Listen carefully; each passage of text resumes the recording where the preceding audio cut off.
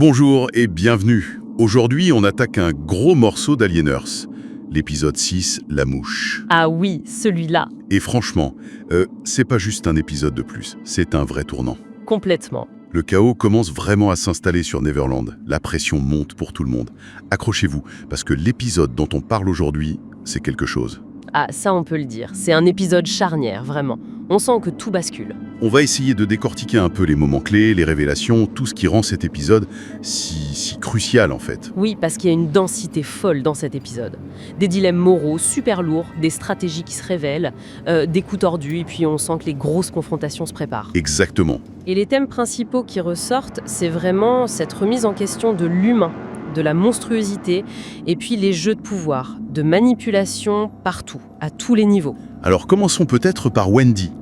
Parce que son parcours là, il prend une tournure. Waouh. Fascinante. Ah oui, Wendy. On la voit développer une empathie de plus en plus forte pour les xénomorphes, carrément. Au point d'essayer de communiquer avec le nouveau-né alien. C'est un sacré virage, non? Est-ce qu'elle perd pas un peu pied, justement? C'est une bonne question. Est-ce qu'elle perd pied ou est-ce qu'elle ouvre les yeux?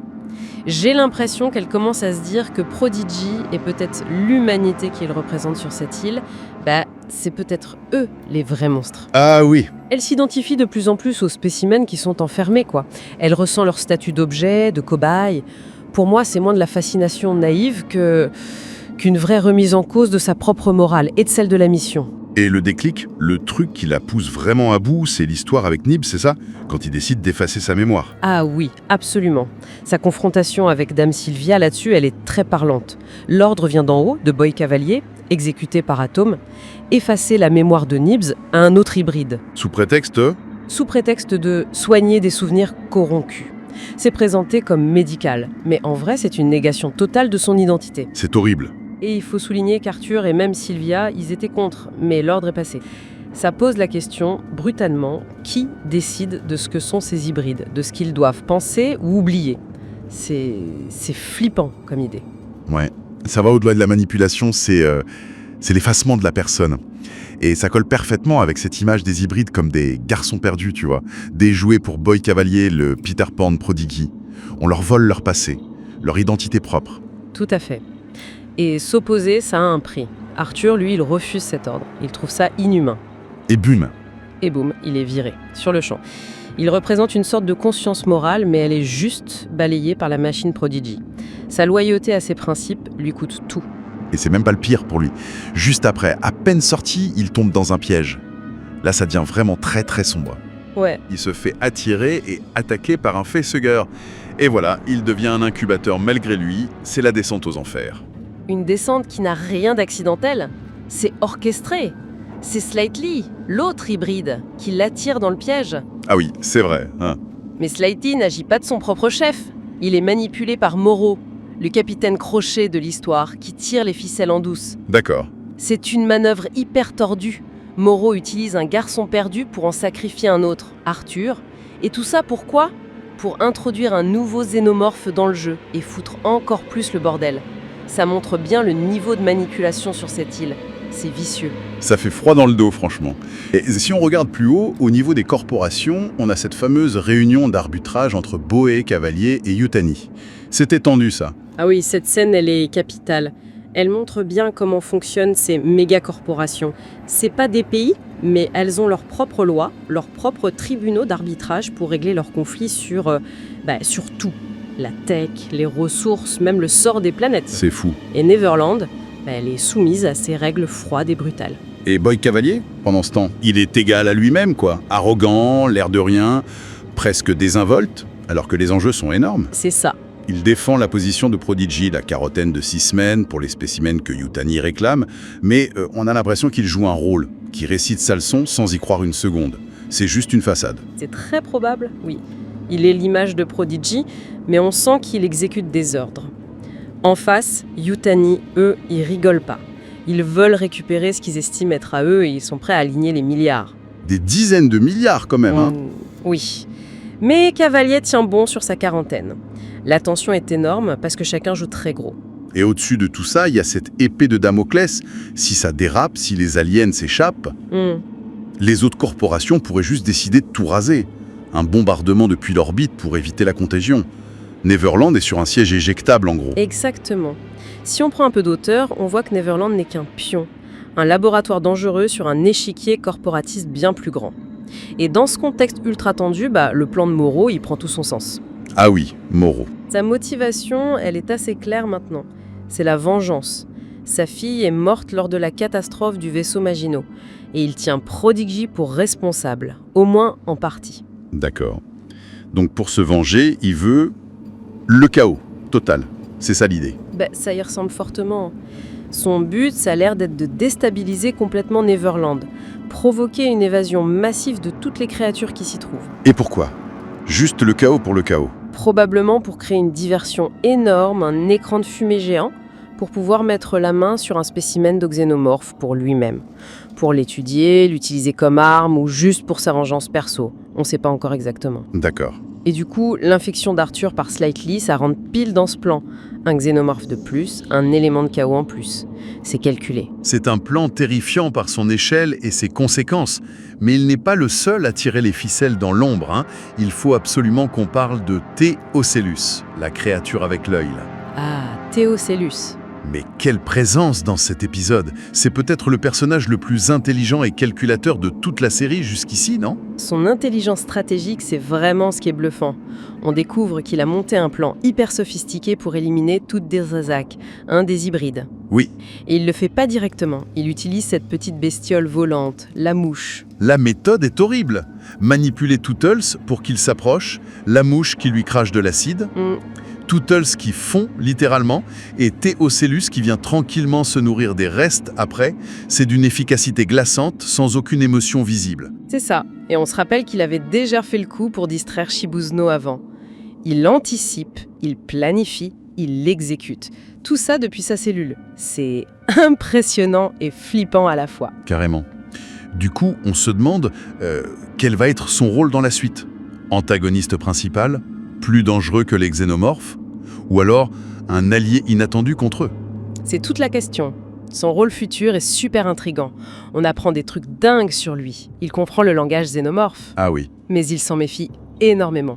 Il aurait même essayé d'en tuer un par le passé. Waouh! Un prédateur naturel des xénomorphes? Ou une autre espèce qui joue son propre jeu? Ça ouvre des perspectives de folie. C'est clair. Ses motivations restent très, très floues. Il a l'air d'agir selon une logique qui nous dépasse complètement, avec des objectifs à long terme. C'est sûr, c'est un joueur majeur sur l'échiquier. Et pendant que Théocellus tisse sa toile, on a Kirsch, le synthétique. Lui, c'est l'observateur. Son attitude est particulière. Oui, il est étrange.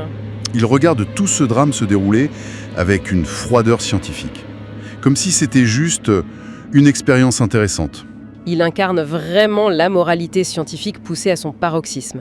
Pour Kirsch, ce chaos, ces morts, ces conflits interespèces, c'est juste une expérience sociale géante à observer. Aucune empathie. Aucune. Et ses actions le prouvent. Il ment effrontément à Boy Cavalier sur ce qui se passe réellement, et il regarde Arthur se faire infecter par le Fessugueur sans bouger. Il observe, c'est tout. On sent bien qu'il a son propre agenda caché, qu'il méprise un peu les humains, qu'il les juge inférieurs. Ça rappelle un peu certains synthétiques comme David dans les films Aliens, non? Cette dérive vers la supériorité artificielle. La comparaison est très juste. Cette vision de supériorité, combinée à son intelligence et son immunité biologique, en fait un Joker absolu. Il est totalement imprévisible. Il pourrait très bien utiliser la situation pour se retourner contre Prodigy, contre Boy Cavalier. Il pourrait être aussi dangereux que n'importe qui d'autre sur l'île, mais différemment, plus sournoisement. Exactement. Mais bon sang, mais alors, où est-ce que tout ça nous emmène? On a Wendy qui est prête à basculer, son frère Hermite qui prépare une évasion, Moreau qui fout le bordé volontairement, Théocellus qui tire les ficelles depuis sa cage, Kirsch qui observe avec ses propres idées derrière la tête. Oui.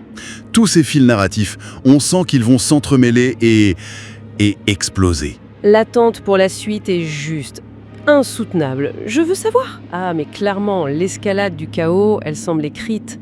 Une évasion généralisée des spécimens, ça paraît presque inévitable maintenant. Que ce soit à cause de Moreau, de Théocellus ou juste parce que Prodigy perd le contrôle, l'île est une poudrière. Et Wendy dans tout ça? Elle va réussir à s'enfuir avec qui? Pour aller où? C'est une des grosses inconnues passionnantes. Le scénario le plus logique, c'est qu'elle essaie de partir, oui. Peut-être avec Hermite, les hybrides qui restent. Et vu son évolution, Oui, on peut même imaginer qu'elle aide certains aliens à s'échapper. Voire qu'elle choisisse carrément leur camp contre Prodigy, qu'elle voit maintenant comme le vrai méchant. Imagine Wendy menant une faction d'aliens et d'hybrides contre ses anciens maîtres. ça serait incroyable. Ça changerait tout. Et ça nous amène à des confrontations dantesques.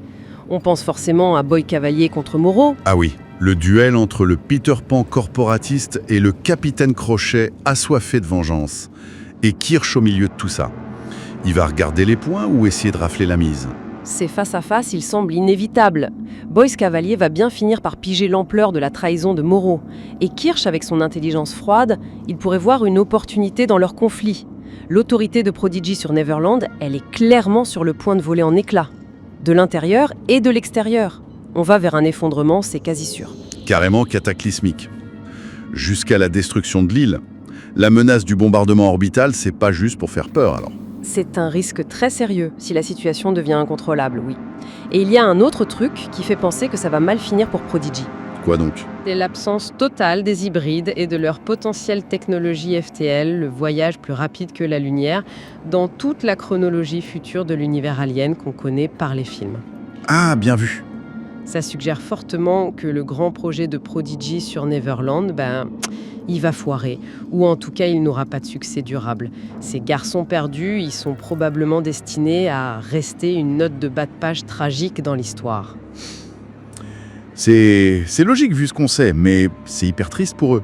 On s'y attache quand même un peu à ces personnages. Ah, et d'ailleurs, la musique à la fin de l'épisode, Keep Away de Godsmack, Oui, avec les paroles sur la maladie, la manipulation, ça renforce pas un peu l'idée de Thiocellus comme une sorte de virus manipulateur, justement? C'est une excellente remarque. La musique vient souligner cette impression que Theocellus n'est pas juste un prisonnier malin, mais vraiment une force active de corruption, de manipulation. Il propage le chaos pour ses propres raisons mystérieuses. quel épisode là. Vraiment dense, intense. Il change toutes les règles, il brouille toutes les lignes entre les gentils et les méchants, l'humain et le monstre. Les questions qu'il soulève sont brûlantes. C'est quoi être humain finalement? Où est la vraie monstruosité? Qui contrôle qui? Survivre, oui, mais à quel prix? Franchement, on n'est plus qu'impatient de voir comment tout ça va exploser. Ah oui, on est d'accord.